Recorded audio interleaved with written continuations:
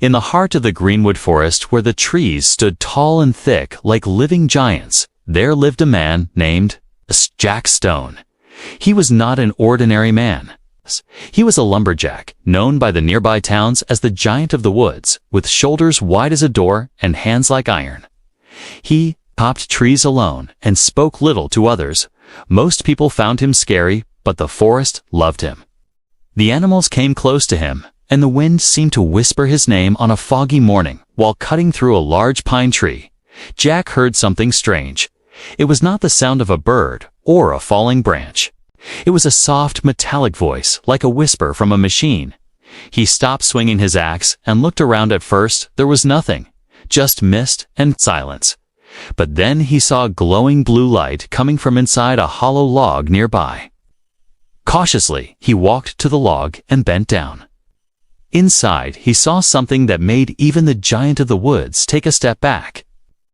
Two tiny creatures no taller than his boot were hiding inside. They had smooth silver skin, big black eyes, and strange suits that looked like they were made of stars. The creatures looked up at him without fear. One of them spoke in clear but small English. "Please help us, human. They are coming." Jack blinked. He wondered if he had been working too hard or maybe breathing too much tree dust. But then the second twin spoke. "We crashed our ship. We are not soldiers, we are scientists. They want to take us back." Before Jack could answer, a loud hum filled the air above them. He looked up and saw a dark shape cutting through the mist. It was a drone unlike anything Jack had ever seen. Shiny black with red lights and 4 spinning blades, it scanned the forest slowly like a hawk, searching for prey. "Get in my coat," Jack said without thinking. The twins didn't ask questions. They jumped into his big jacket pocket just as the drone passed over the log. Jack stood still like a statue. His heartbeat was heavy, but he stayed quiet. The drone paused, hovered, then flew deeper into the woods. Jack exhaled slowly and whispered, "What in the stars have I just stepped into?" Back in his cabin, Jack placed the twins on his work table. The cabin was simple, with wooden walls, tools on every surface, and a fireplace glowing with orange light. He offered them water, but they refused. "We can only take energy from light," said one of them. "We are called Leary and Zeno. We were part of a galactic science program, studying ancient star codes. We found something that we were not supposed to see." "What did you find?" Jack asked. They looked at each other, then back at him. "There is a weapon buried on your planet, not made by humans, old and dangerous. We reported it. But they wanted it hidden. When we refused, they locked us up, we escaped, and crashed." Here Jack scratched his beard. Aliens in his house talking about secret weapons buried on Earth. This was not how he thought his morning would go. He opened his mouth to speak, but then a loud knock echoed from the front door. Not the polite kind of knock, the kind that made the walls shake. "Stay here," he whispered, and grabbed his old axe. He opened the door slightly and saw nothing. At first, then he looked down. A small black metal spider was crawling across his porch. It had glowing red eyes and sharp legs that clicked against the wood. It stopped, turned, and scanned Jack's face. "Target matched," said a robotic voice from the spider. "Location confirmed." Signal sent before Jack could crush it. The spider exploded into smoke and light. He shut the door fast and turned back to the twins. "You weren't lying, were you?" Jack said. They shook their heads silently. "All right," he said, pulling his old backpack from the closet. "You need help, and I know a place where they won't find us." As the sun set and the shadows grew longer, Jack Stone left his cabin with 2 tiny aliens hidden in his coat. Behind them in the sky, something much bigger than a drone began to descend through the clouds. The sky above Greenwood Forest had changed. It no longer looked like morning. The clouds had turned gray and heavy. The air was colder. Jack Stone felt it on his skin as he marched through the thick trees with heavy boots and a heavier secret in his coat pocket. The 2 tiny alien twins, Leary and Zeno, stayed hidden close to his chest. Their glow was softer now, like they were trying to hide their very presence from the world. Jack's heart beat louder. With every step, something was coming. He didn't know what it was, but he knew it was. Close back at his cabin, he had watched a giant black ship break through the clouds like a knife slicing through silk. It hovered. With quiet power above the forest, not attacking, just watching, waiting. Jack didn't wait. He trusted his gut. His gut had saved him in past battles. Now it screamed, "Run." As he made his way to an old abandoned ranger station deeper in the woods, the sky above flashed red. A sharp whistle cut through the trees. Jack turned and saw it, a hunter drone. It's not like the scout drone from earlier. This one was faster, bigger, and meaner. It moved like a hawk, but looked like a spider built from metal and hate. It locked onto Jack and fired a net of red light. Jack dove to the side, rolling across leaves and roots. The net sizzled where it hit the ground, the air smelled like burned ozone, and Fearjack pulled a small flare gun from his belt and fired into the trees. The flare didn't damage the drone, but it blinded it for a second. 1 second was enough. He ran the twins, whispered something, but Jack couldn't hear. His boots hit the earth like thunder branches scratched his arms, but he didn't stop behind him. The drone followed, silent and deadly, getting closer. With each beat of his heart, Jack reached the ranger station. It was falling apart, windows broken, walls covered in moss, but Jack knew its secrets. Years ago, during the alien Cold War, the government had hidden tech inside forgotten places like this. Jack had helped install some of it before he quit. Before he chose trees over lies, he kicked open the back door and ran inside. Down into the basement, past old crates and wires and dust that hadn't moved in years, he placed the twins on a metal table and opened a steel locker in the wall. Inside was a power box with a strange glowing symbol, not human.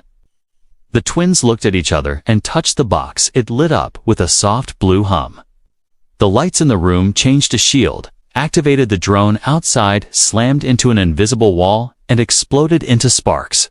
For a moment, everything was quiet again. Jack sat down, catching his breath. "You said you're scientists," Jack said, still breathing hard. "What kind of science makes aliens want to kill you?" Leary stepped forward. Her voice was calm but tired. "We were studying galactic energy flow. We found something buried in the dark layers of your planet. Something not made by your people. Something old and powerful. A weapon," Zeno added. "Not just a weapon. A starbreaker. It can destroy not just cities or planets, but entire solar systems." Jack stood up slowly. "Why is it here on Earth?" The twins looked at him with sad eyes. "Because Earth was once trusted before humans. It was chosen to hide what others feared. But now the galaxy is not the same. Someone wants it back." Jack paced the room, thinking he had left that life behind, fighting wars, spying, building tech that shouldn't exist, but now it had found him again. And worse, it had brought 2 kids into it, even if they were aliens. He looked at the twins. They weren't soldiers, they weren't evil, they were scared, smart, and glowing, and they had trusted him. Outside, a new sound filled the air. Not a drone, something bigger. The walls of the station shook. Dust fell from the ceiling. Zeno looked up. "He's here." "Who?" Jack asked. The twins spoke together, cracks. Jack didn't know the name, but he felt the weight of it in their voices. "Time to stop running," Jack said, grabbing a strange old axe with wires and blue lights from the locker. "Time to fight back." The ground trembled as Jack Stone moved through the forest with heavy steps behind him. The ranger station burned silently. Red flames dancing against the gray sky as smoke curled into the clouds like a signal of war. He was not alone anymore.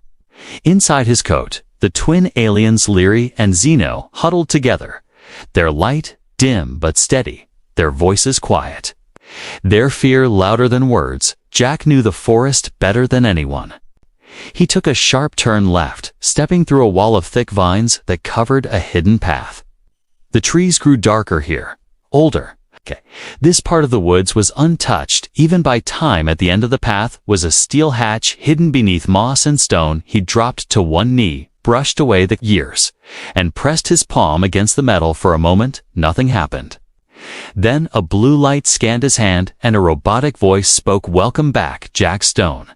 The hatch opened slowly with a hiss of ancient air, and forgotten secrets. They climbed down into the darkness. Metal steps creaked under Jack's weight. Below them, the bunker came to life. Lights flickered on machines, hummed. Screens lit up showing old maps and blinking red warnings. This place was built during the first contact era.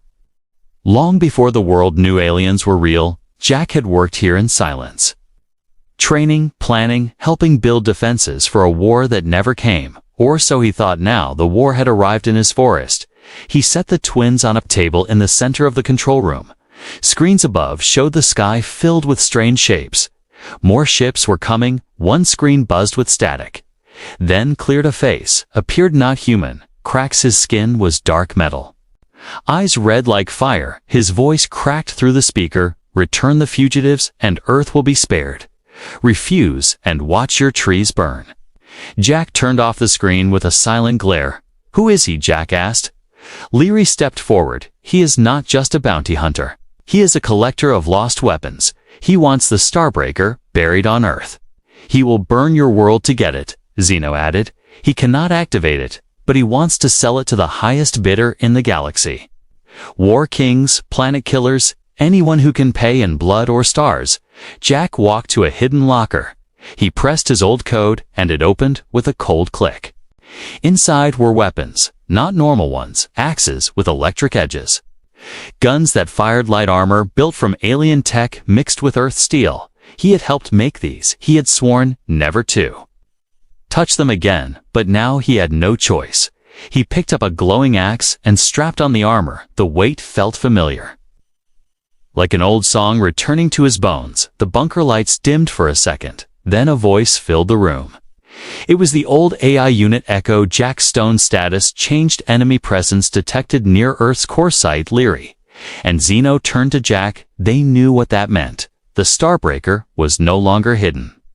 The core site was under the oldest tree in the forest, the one Jack called the Heart Tree. It was miles away.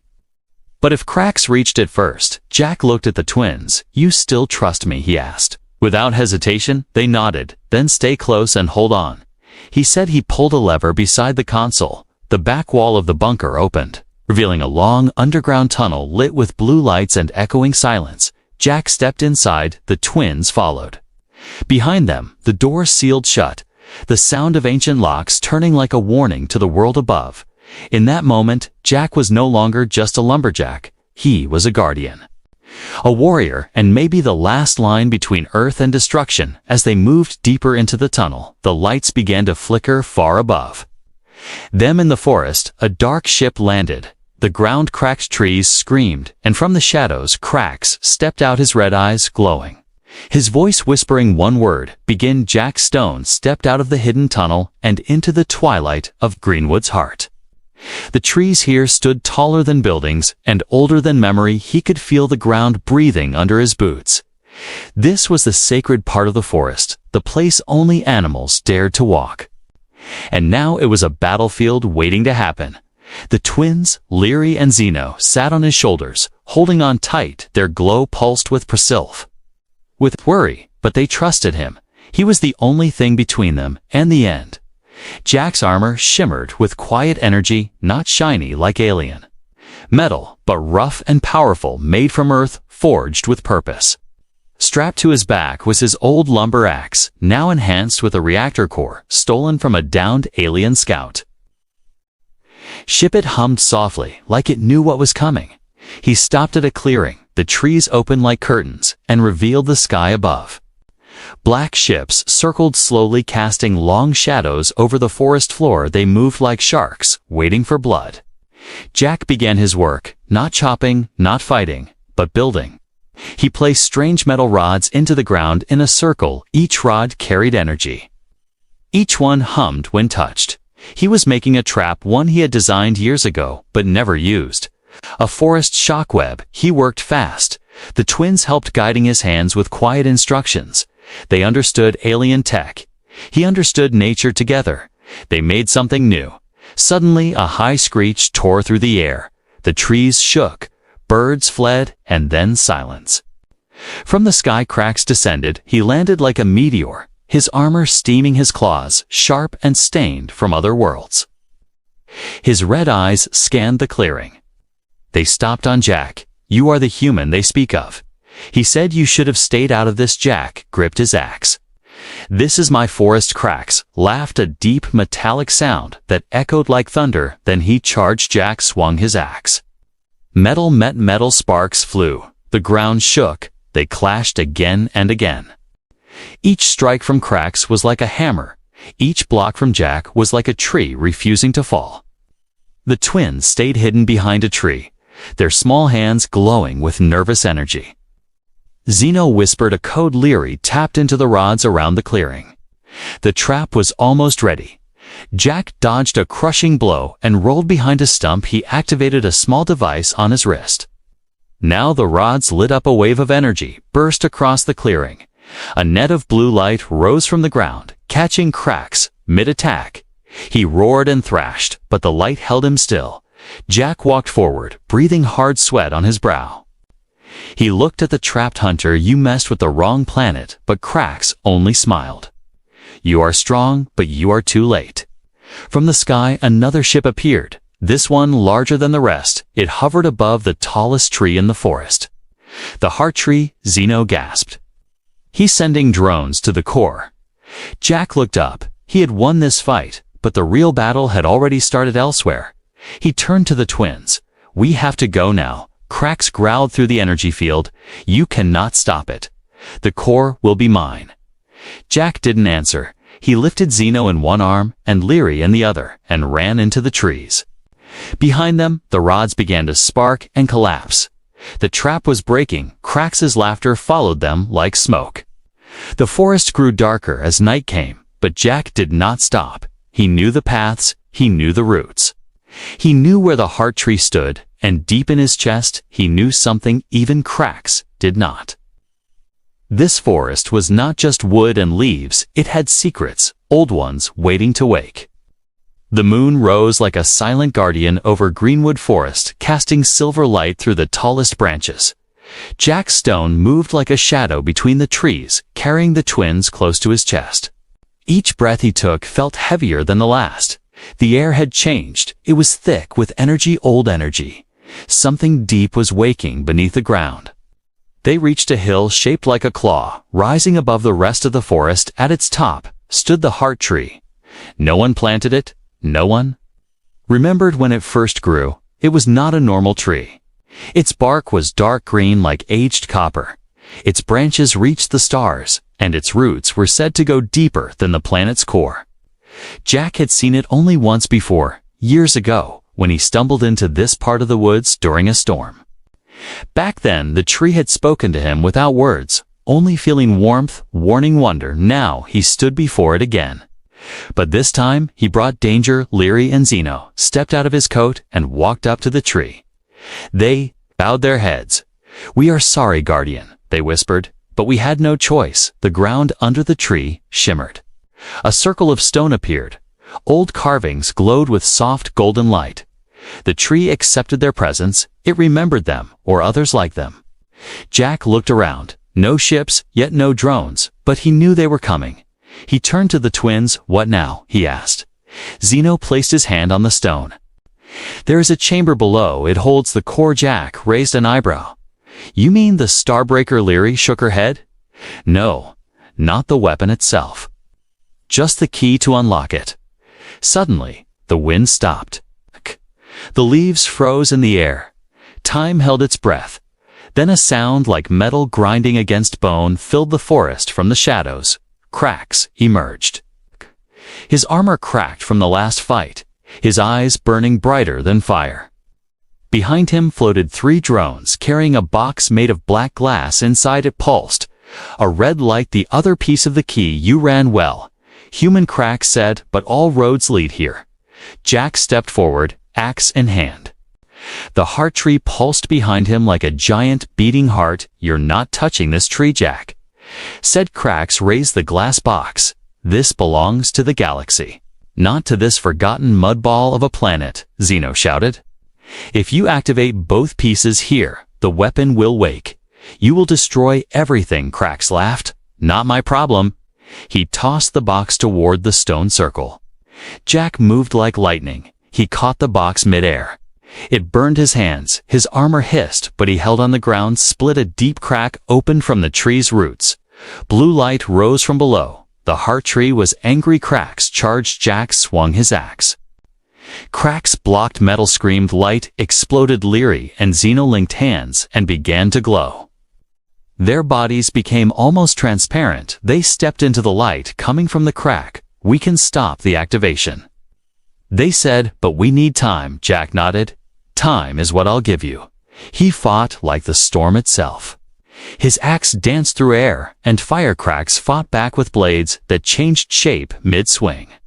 The forest watched every tree, every animal, every route. The earth itself remembered the last time the stars had sent war to its soil, and it did not want to remember again. Suddenly, the crack widened. The twins floated above it, their energy connected with the heart tree. Then something beyond color. Jack knocked Cracks to the ground, but Cracks smiled.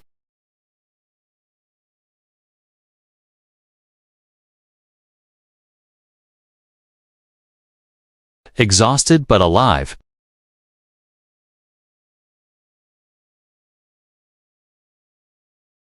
Retreat signal activated. The heart tree's roots began to close the crack. Silence returned. Jack sat down beside the twins, his hands still shaking, his heart still racing. But the weapon was safer now. The forest was silent, but the silence was not peaceful. It was the kind that came before something ancient opened its eyes. Jack Stone stood at the base of the heart tree, watching the ground breathe beneath his boots. The red glow had vanished. The box Cracks brought was now just dark glass, but Jack knew this was not the end. This was the middle of something much older and far deeper than he ever understood. Beside him, Leary and Zeno sat weak but alive. Their light had faded to a pale shimmer. Their voices were soft, their hands trembled. They had given everything to stop the activation. Jack crouched beside them. His axe rested across his knees, his body ached. His armor was cracked, but his eyes were sharp focused. The forest around them began to hum. It was not a sound, but a feeling. The roots beneath the earth began to glow. Not red, not blue, but green like fresh leaves in spring. A warm color, a living light. The heart tree pulsed once, twice. Then its bark split open. Down the center from the crack came a wind that carried no air. It carried memory, not human memory, but memory from the soil, from the stone, from the stars. The light grew, branches moved without wind. Leaves floated without falling, and from the tree, something stepped out. Not a creature, not a machine. It was a guardian, a being made of bark and light. 10 feet tall, its face like a mask of carved wood, its body glowing with patterns like rivers under skin. Its eyes deep green pools of calm and fury. Jack stood slowly. His breath caught in his throat. The guardian looked at him, then at the twins, then at the earth itself. Leary spoke first, her voice shaking. We thought you were a story. The guardian nodded. I was asleep until you called, until danger touched the root core of this world. Jack stepped forward. You know about the weapon under the ground? The guardian's voice echoed through the trees. Yes. But that weapon is not just a machine, it is a choice, a door that should never be opened, a fire that burns its holder first. Zeno asked. Can it be moved, destroyed, hidden again? The guardian paused. It can only be silenced by a being of balance. One touched by earth and touched by the stars. Jack looked at the twins, then at the guardian, then down at his own hands. Rough from years of work, marked with burns from alien tech, holding both worlds in calloused palms. The forest trembled again. A shadow passed across the moon. High above, Cracks' ship returned, this time larger, carrying something heavy, something loud. It dropped drones like black rain. The guardian turned toward the sky. Its arms opened wide. Roots burst from the ground. Vines shot upward and pulled drones down one by one. The forest fought back. Animals howled. Birds circled. Even the wind moved with purpose. Jack lifted the twins into a small hollow near the tree. Stay here no matter what. He turned to the guardian. Tell me what to do. The guardian stepped close and placed a glowing hand on Jack's chest. You carry strength, but now you must carry truth. Light poured from the guardian's arm into Jack's body. He screamed, not in pain, but in something bigger. His eyes turned bright. His voice echoed with new power. His axe changed. It grew. It pulsed with both forest energy and alien light. Now, it was more than a weapon. It was a key. Cracks landed in the clearing. His new armor thicker. His eyes wild. I warned you. Jack stepped forward. You should have stayed away from my world. They charged tree and metal root, and flame past and future. Jack struck with fury, with purpose, with the force of every tree ever cut, every seed ever planted. The guardian fought beside him. The forest roared. And far below the surface of the earth, the weapons stirred one final time, then went quiet, sealed again for now. The smoke of battle still danced between the trees as Jack Stone stood in the center of the forest. Clearing his axe glowed with the energy of two worlds. His hands shook not from fear, but from the weight of what came next. Beside him the guardian knelt, one knee to the earth, vines wrapped around its arms, light still pulsing slowly through its wooden skin. Leary and Zeno stood close together. Their glow was soft and golden now, not fading, not growing. Balanced above them the black sky was broken by flame and metal. Cracks' command ship hovered like a mountain in the air. Damaged, angry, desperate from its belly, a final weapon dropped. A capsule long and silver, it slammed into the ground just beyond the heart tree and cracked open like an egg of war inside. It was the second key. The piece Cracks had stolen. The part Jack thought had vanished. The guardian turned slowly. Its eyes deeper than ever. The weapon calls again. Jack stepped forward. You said only someone touched by both sides could stop it. Someone balanced. That's me, right? The guardian nodded. Once Leary reached out. If you connect both keys, you can erase the Starbreaker, but it will take everything from you. Not just your strength, your memory, your history. Your voice in the forest. Jack looked at his hands, then at the forest he loved, then at the stars above. He smiled softly. There are worse ways to be remembered. Cracks limped from the shadows, his armor broken. One arm hanging loose, but his eyes still burned. You can't do this. You're just a human. You're not built to hold power like that. Jack grinned. Then maybe it's time someone changed the blueprint. He stepped into the glowing circle between the keys. The heart tree pulsed. The sky lit up the forest, held its breath. Jack placed one hand on each key. The ground cracked. The light exploded upward. The trees bent, but did not break. Cracks screamed and ran toward the circle, but the guardian held him back. Wrapped him in vines stronger than metal. Leary and Zeno watched with wide eyes as Jack began to change. His skin shimmered, his body lifted off the ground, his axe dissolved into dust. Not gone, transformed its energy, flowing into the earth. Its self-images raced across Jack's mind. Not his memories, but the planet's mountains forming oceans, rising stars, dying civilizations, lost dreams buried. Futures waiting. He saw every forest, every fallen tree, every seed that never grew, and everyone that did. Then he saw nothing. Only peace. The light faded, the keys vanished, and Jack was gone. Not dead, not broken, but part of the world now. Part of the roots, the rain, the wind through the leaves. Cracks fell to the ground as the vines released him. His ship cracked above and exploded into silent ash. The war was over. The guardian stood tall once more, its voice like soft thunder in the distance. The choice was made. Leary and Zeno placed their hands on the earth, where Jack once stood. From the soil, a single flower grew, blue and gold. Strong and simple, they whispered, "Thank you." The heart tree sealed itself again. No lights, no cracks, no weapons, only wood and silence. And the promise of protection. Years passed, the forest healed, people came and went, but no one ever saw the heart tree again, except one girl, walking alone with a wooden carving in her pocket, shaped like an axe. She swore she heard a voice in the wind, "You're stronger than you think," and the wind moved the trees in answer. Not with fear, not with sorrow, but with pride. Humanity had been tested, and this time humanity passed the end.